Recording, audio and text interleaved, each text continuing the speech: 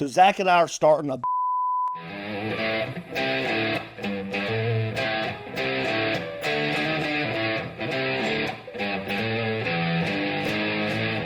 So what is a watch club? What's the purpose of one? What's the whole point of one? So at its bare basics, a watch club is just a local community of watch enthusiasts and sometimes watch dealers, and it's people that like watches, and sometimes it's people that want to learn about watches and get together and get to try on different watches. If you've been looking at a watch or thinking about getting, say, a vintage watch, at the watch meets that I've been to, there's always someone there with a vintage watch or multiple vintage watches, up to the latest and greatest and some of the higher end watches. And maybe you're new to watch collecting and you can't afford that AP or that whatever the case may be, right?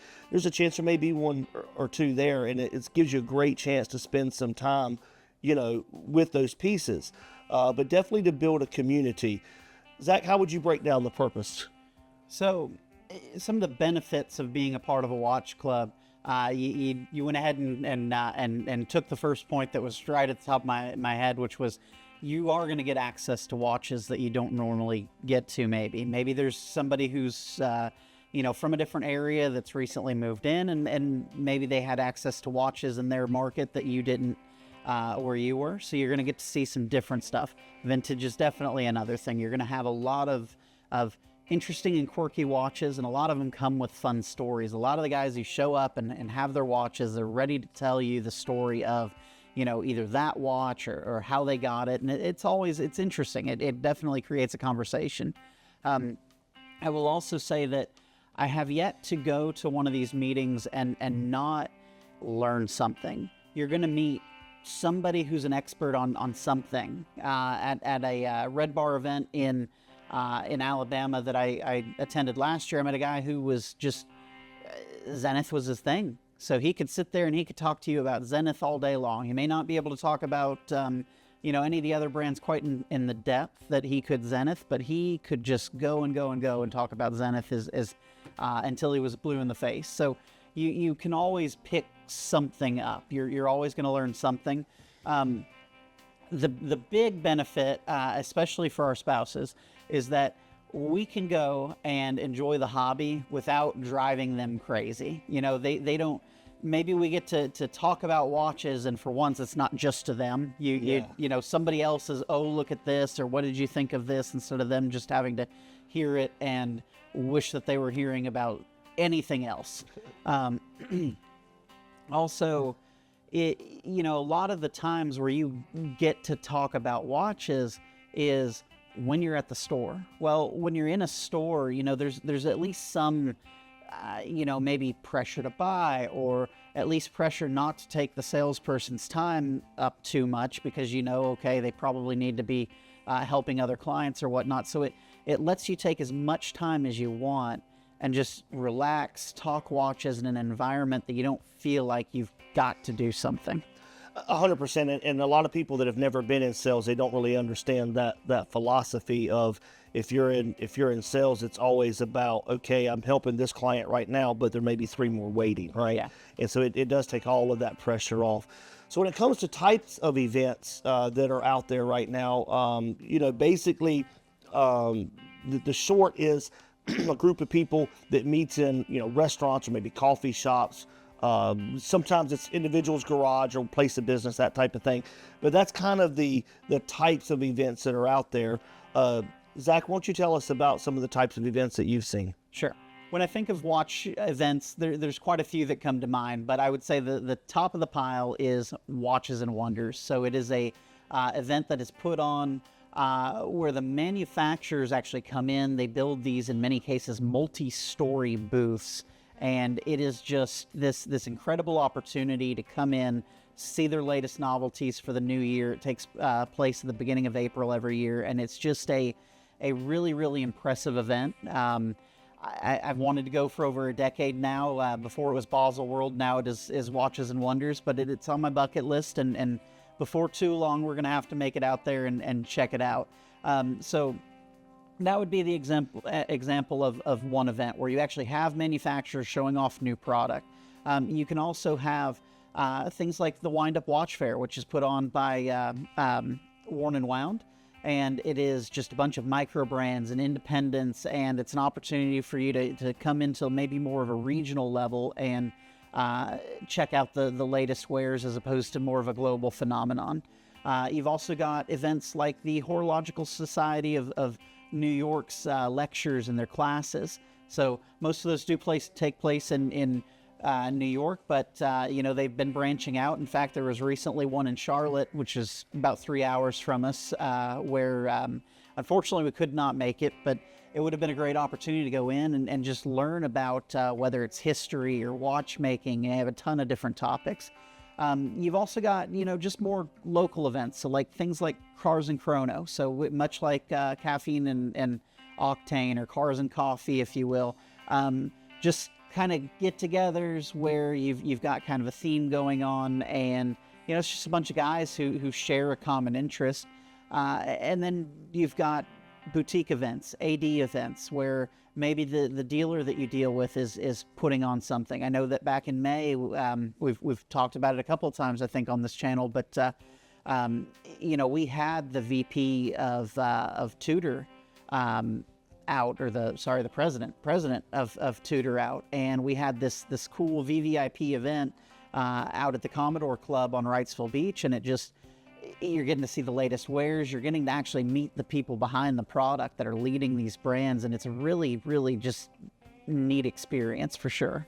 And so that's some types of the events that happen on the global level all over the world, obviously.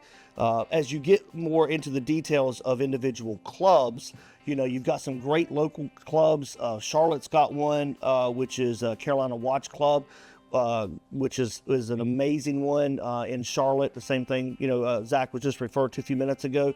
They've got a great reputation, great group of guys running it. Everybody seems to really enjoy their events. And there's events like that all over, or groups like that all over the country and world. And then when you go to who is the largest, I think everyone is, if you're familiar with any type of watch group at all, you've heard of RedBar, which is obviously the largest in the world. Zach, why don't you tell us a little bit about that?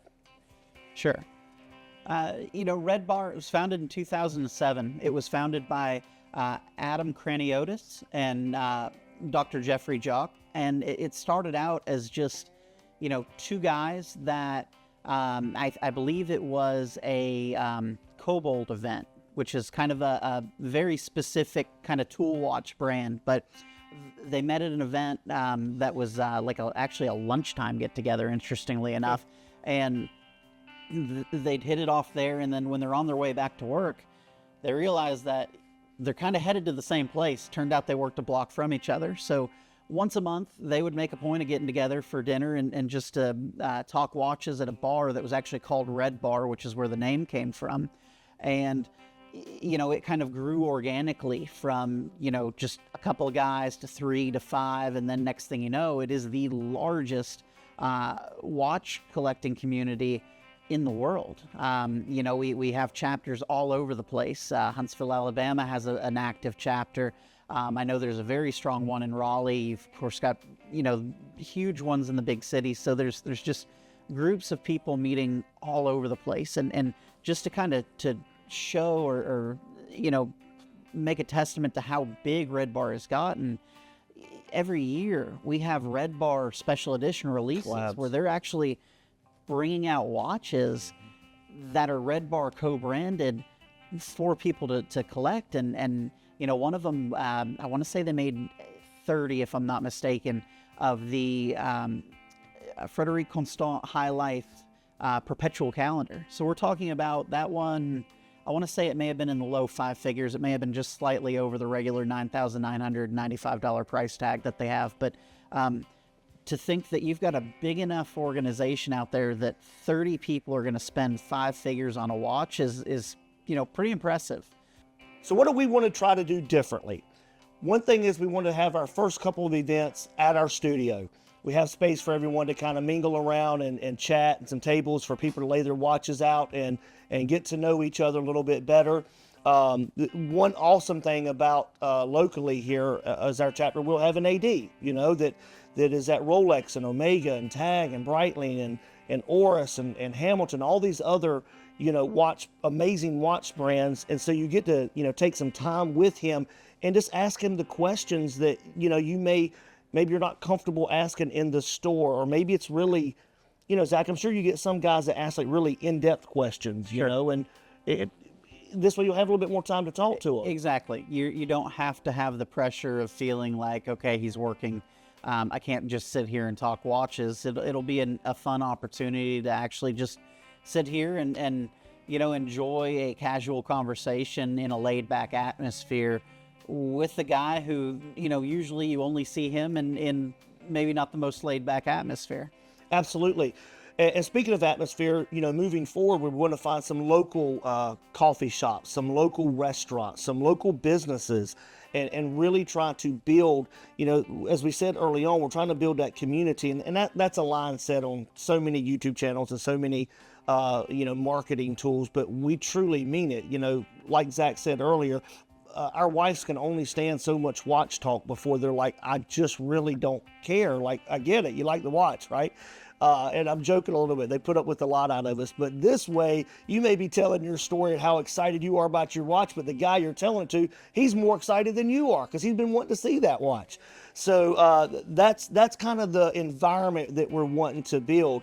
And from there, we want to make it very family friendly. I've got a 12-year-old son that you've heard me talk about a lot, and he loves watches, and he got to go to his very first watch event recently at Reed's, and he absolutely was on cloud nine when he left. He's like, Dad, I finally got to go to my very first watch event. And he got his phone out and he made a note in his phone about, where it was at, the date it was, and who all we got to see, and those types of things. So it's a cool experience for him.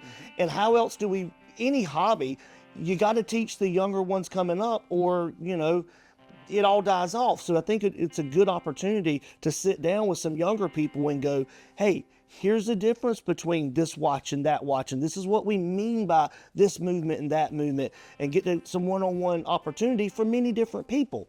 Another thing that we want to, bring out is themed nights. So something that has come to mind is doing a photo shoot. Like, what's your idea about that? What's your idea? Yeah, so I want to have our in-house photographer, Miss Carolyn. We're gonna twist her arm and drag her in for one of these events, and bring your prized watch. You get an opportunity to sit down and make use of our darkroom, make use of our equipment that we use to shoot a lot of the B-roll that you get to see in these videos, and get to experience that with your own watch. So you might be able to walk away with something cool that maybe it's happened out there, but that's one that I don't think I've ever heard of elsewhere. So that would definitely be cool, and something that would be a fun event for sure. Another thing that we thought of is we have a lot of watch repair tools here. We have multiple watchmakers' desk here. People that haven't been here don't realize that. And so we thought about making it a night where you bring your watches. If it, we can do minor repairs. Maybe it's replacing a battery if it's a quartz watch, or maybe it's putting another strap on or something like that. So we kind of have a setup to where maybe you have the knowledge of what to do, you just don't have the tools, and kind of go, DIY it over there in the corner yourself and mess with your watch, or get some assistance from someone else. That is something that we had talked about that I think would be a great thing. And maybe you're brand new to watches and you're like, I just bought a $9,000 watch. I'm not comfortable replacing this strap on here. I would really like for someone else to do it. And granted, you can go to an AD, or, if you show up where Zach works, they can do all that stuff for you. But once again, it's a lot more the pressure. You don't really get to talk about your piece specific. Something else that had come up is lectures. Zach, why don't you tell us what we're thinking on that? Sure. Well, so a lot of times when I go to these off-site training events, when I come back to the store, our very next Saturday morning meeting that we'll have, I will kind of give a class and cover, hey, this is what I learned, this is what I picked up. And, I see that kind of happening in the same way. If I go off to training and I come back with a ton of information on a new brand, or learn a ton about the heritage of a certain brand, or we've already done our, we kind of touched on the story of the Moonwatch in one of our previous episodes, but kind of getting in depth and stuff like that. Just, if you wish to increase your knowledge, it'll be an opportunity to learn some of that. And as we continue to grow this, we may even be able to get some other people to come in who are, maybe they work for some of these brands, or maybe they've been there and done that in some of these interesting stories that we talk about, and they can actually talk about what it was like to deal with that. I mean, not saying that we're going to get an astronaut in here, but you never know. Man, come on, dude. One reason why I started this thing. Something else that we've talked about, and granted, this may be pie in the sky, but you never know. But we have had multiple, let's say, executives in different brands have already verbally agreed to come on our show with us and film with us. And so we're going to try to invite them to stay a little longer before or after we film, and maybe incorporate, one of these watch groups with that, and say, hey, this is a great way to specifically talk to local watch enthusiasts that really may be interested in your said brand, whatever brand they represent. So can't guarantee that, but we're going to really try to make that happen time-wise to connect that, which I think would be a huge asset. I know when I went to some of these events, talking to these VPs or these presidents or these just ambassadors, they know the little details that a quick Google search won't tell you and doesn't know to bring up, and I've never walked away from one of them that I haven't, like you said, learned something from. So if we can incorporate that into it, that would be wonderful. Another thing that we have talked about is maybe have a night where it's just a swap meet. Maybe you bring a couple of watches that you were in love with, you're not in love with anymore. Maybe you're willing to trade or sell, or maybe it's vintage, or maybe you're really, you're looking for, something else, whatever the case may be. We want to open that up to people as well, possibly. So that's kind of some of our ideas. This is very, very new. It will definitely morph into something else. We just hope it keeps morphing into something great. And that will really depend on, our local people. Now, I know we have people from across the pond and all over the country and in Europe that actually watch our channel. And unfortunately, you won't be able to join us in person unless you're in town. But, we do want to post a lot of videos about it and some great pictures. And maybe you can get, to enjoy it from a distance a little bit. And I will say this, I guess we want to, tonight we're about to show you our new company name, or new group name, and the logo. And we are in Wilmington, North Carolina. And when you think of Wilmington, North Carolina, if you're from here or lived here or traveled here, we have a great Cape Fear River, a massive body of water that dumps off into the Atlantic Ocean. And you have a massive amount of history there. We have a battleship. We have beautiful bridges, and it's just a great downtown and a beautiful, river walk. But we named it Cape Fear Watch Club is the name of the club. And you're seeing the logo now. And we did take the Cape Fear Memorial Bridge and make that kind of our logo. We did kind of tie it into the Watch Robin Zach as well. And we're just really looking forward to a great time. For those of you local, we do have a Facebook page, and we'll have all of our information on that Facebook page of location. And we really can't wait to have y'all join us. Thank everyone for watching. We greatly appreciate it.